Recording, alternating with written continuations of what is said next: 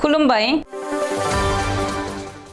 बे समाव बडलेण्ड इंखं टेलिभिजननि स्टुडिअ आं मिथिका नार्जारी दिनै मोनाबिलिनि गाहाय रादाबफोराव दङ। एचएस जोबथा आनजादाव सेथि थाखोआव उथ्रिसार जानो हानाय फरायसुला फरायसुलिफोरा स्कुटि मोनगोन। हिमन्त सरकारनि समाव घुस लानानै दासिम सा 63 सोरखारि मावफारियाफोरा हमजाबाय। रायजोआव गुबुन गंसे टलगेट जाबावसिगोन। आसाम तृणमूल कंग्रेसनि अजद सोरखारा फरायसाफोरनो इउनिफर्म होनायाव फेलें जादों। बुथारनायनि फारिलाइयाव आसामा हादरनि थामथि सारियाव। मध्य प्रदेशनि फायार ब्रेकार फेक्टरियाव बेरफ्रुनानै सा 4नि जिउ खहा आरो सा 7 जोखोम। दिल्लीयाव मास्क गानाब्ला 500 रां जुरिमाना होनांगोन। गसाइगाव पुलिसनि सिग्रोमनायाव मोसौ आरो मैसो जब्द खालामदों। दानिया फै आबुं रादाबाव।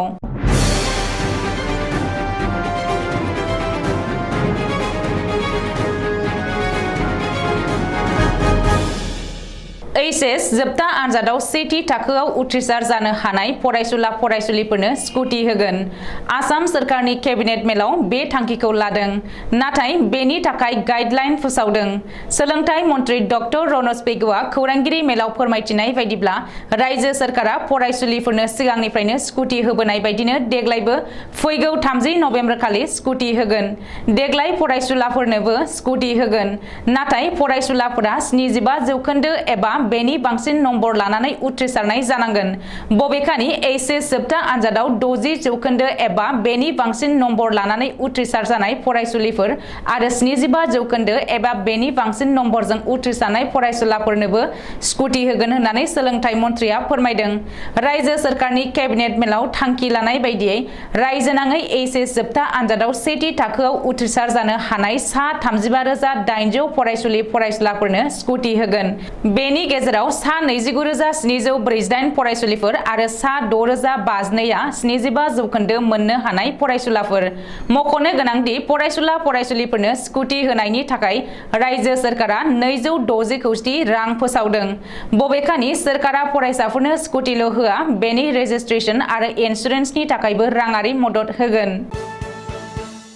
रायजोआव बांसिनदों घुस लाग्रा आरो जाख्ल'ग्रा सुबुंनि बिबाङा। सिगांनि रुजुनायाव 2021-22 बोसोराव बांसिनै घुस लाग्रा सोरखारि मावफारियाफोरखौ पुलिसा हमनो हादों। बे बाथ्राखौ फोरमायदों आसाम पुलिसनि स्पेसियेल डिजिपि जिपि सिंहआ। जिपि सिंहआ फोरमायनाय बायदिब्ला डक्टर हिमन्त बिश्व शर्माया आसामनि गिबि मन्थ्रि महरै बिबान रुजुननायनि उननिफ्रायनो रायजोआव भिजिलेन्स आरो एन्टि कारापसन बिफाना गोख्रोंसिन जादों। 2021 मायथाइनि 10 मे अक्ट'निफ्राय 2022 मायथाइनि 19 अक्ट'बरसिम रायजोनाङै घुस लानायनि मोन 55 केस रेजिस्टार जादों आरो बे समनि गेजेराव एबा बै केसफोरखौ लोब्बा लानानै घुस लाग्रा सा 61 सोरखारि मावख'गिरि आरो मावफारियाफोरजों लोगोसे 2 दालालखौ भिजिलेन्स आरो एन्टि कारापसन बिफाना हमनो हादों। मख'नो गोनांदि हिमन्त सोरखारनि समाव भिजिलेन्सआ दासिम सा 63 सोरखारि मावफारिया आरो दालालखौ हमनो हाबाय। जिपि सिंहआ फोरमायनाय बायदिब्ला 2017 मायथाइयाव आसामाव घुस लानायनि मोन 9ल' केस रेजिस्टार जादोंमोन आरो सा 11 सोरखारि मावफारियाफोरखौ एरेस्ट खालामदोंमोन।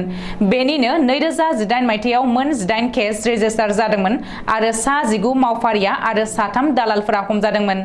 2019 मायथाइयाव सा 16, 2020 मायथाइयाव सा 18 आरो 2021 मायथाइयाव 13 घुस लाग्रा सोरखारि मावफारियाफोरखौ भिजिलेन्स आरो एन्टि कारापसन बिफाना हमनो हादोंमोन। रायजोआव गुबुन गंसे टलगेटआ आबुं जानायनि लामायाव। बिटिआरआव बानायगासिनो दङ बे गोदान टलगेटखौ। मिथिनो हानाय बायदिब्ला आसाम सोनाब बेंगल सिमना गसाइगावनि थालिफारायाव गोदानै बानायनाय टलगेटआबो आबुं जानायनि लामायावसै। मख'नो गोनांदि सोनाब बेंगलनि कामाख्यागुरियावबो गुबुन गंसे टलगेट दङ, नाथाय नोजोर होनो गोनां बाथ्राया बेसोदि कामाख्यागुरिनिफ्राय गसाइगाव थालिफारासिम जानथाया 27 किल'मिटारल'। गुबुन फारसे क'क्राझार जिल्लानिनो पाटगावआव गुबुन गंसे टलगेट गेट दंखायो। कामाख्यागुरिनिफ्राय पाटगावसिमबो जानथाया 37 किल'मिटारल'। बबेखानि राजा लामायाव 60 किल'मिटार जानथायावसो टल गेट गायसनगोन होननानै हान्थामेला आरो राजा लामा बिफाननि मन्थ्रिया सिगाङाव फोसावदोंमोन। बेबायदि थासारियाव मिरु सोरखारनि बिथोन आरो नेमखान्थिफोरखौ नेवसिनानै जेराव मेरावनो टल गेट गायसंदों नामा होननानै सांग्रां समाज आरो गुबुन गुबुन आफाद गौथुमफोरा सोंथि खालामदों। गुबुन फारसे राजा लामानि खामानिया दासिमबो आबुं जायाखै। आसाम सोनाब बेंगल सिमना सिमलटापुरनिफ्राय कसुगावसिम 30 किल'मिटार गोलाव राजा लामानि खामानिया दासिमबो थाबथानानै दङ। बेजों लोगोसे दर्जनसेनिबो बांसिन दालांनि खामानिया आद्रा जानानै दङ। बिजेपि सोरखारनि दान्थे बिदान्थेयाव थानाय सोलोंथाइ बिफाना फरायसुला फरायसुलिफोरनो थोजासे इउनिफर्म होनो हायैनि सायाव गोख्रों फिनजाथाय होदों आसाम तृणमूल कंग्रेसआ। आसाम तृणमूल कंग्रेसआ प्रेस बिबुंसार जारि खालामनानै आसाम सोरखारनि सोलोंथाइ बिफाननि फेलें जानायखौ गोख्रों रावजों सावरायो आरो फरायसुलिनि फरायसुला फरायसुलिफोरनो थोजासे इउनिफर्म जगायनो थाखायबो दाबि खालामदों।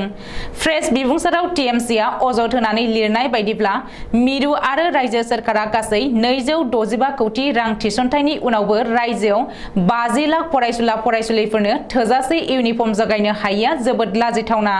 मख'नो गोनांदि रायजोखौ खुंनायाव गोब्राब राङारि जेंनायाव गोग्लैनाय डक्टर हिमन्त बिश्व शर्मा सोरखारा गोसो जानानैनो फरायसाफोरनि इउनिफर्मनि मुंनि रांखौ बाहायनायाव सर्व शिक्षा अभियान मिशनखौ स्रोद बिथोन होनानै होबथानानै दोनदों होननानैबो टिएमसिआ अजद होदों।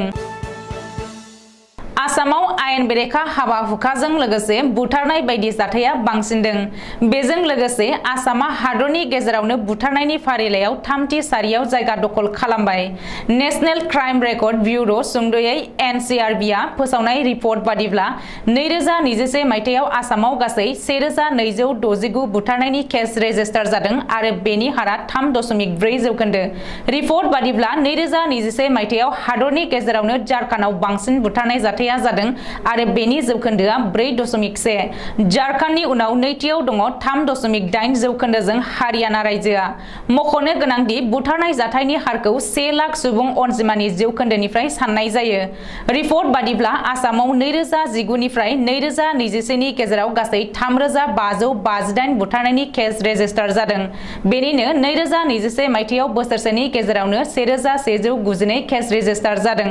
बेनिनो निजायारि जेंना आरो सुथुरनि थाखाय 311, हिंसायारि जाथायनि थाखाय 227 आरो धोन सम्पतिजों लोब्बा लानानै 105 बुथारनाय केसफोरा जादों। बेनि अनगायैबो थांनाय बोसोराव आसामाव जोथोबनि थाखाय 9 बुथारनाय केस रेजिस्टार जादों।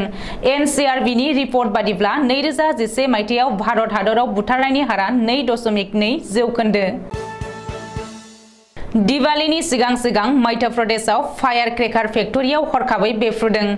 बे जाथायाव गासै 4 सुबुंनि जिउ खहा जादों आरो 7 जोखोम जादों। मध्य प्रदेशनि मरेना जिल्लानि बारमरे थानानि बेन्दोंआव जादों बे जाथाया। चम्बल रेन्जनि आईजीआ खौरांगिरिनि सिगाङाव फोरमायनाय बायदिब्ला फायार क्रेकार फेक्टरिया सोरखारनि गनायथि गैयाजासे सिखावै बानायनायसो। थैनायफोरखौ पोस्ट मर्टेमनि थाखाय दैथायहरनानै पुलिसआ जोखोम जानायफोरखौ देहा फाहामसालियाव थिसनथाय होबाय होननानै मिथिहोदों। लोगोसे फायार क्रेकार फेक्टरिनि बिगोमानि सायाव राहा लानाय जागोन आरो पुलिसआ नायबिजिरनो लाबाय होननानै फोरमायदों।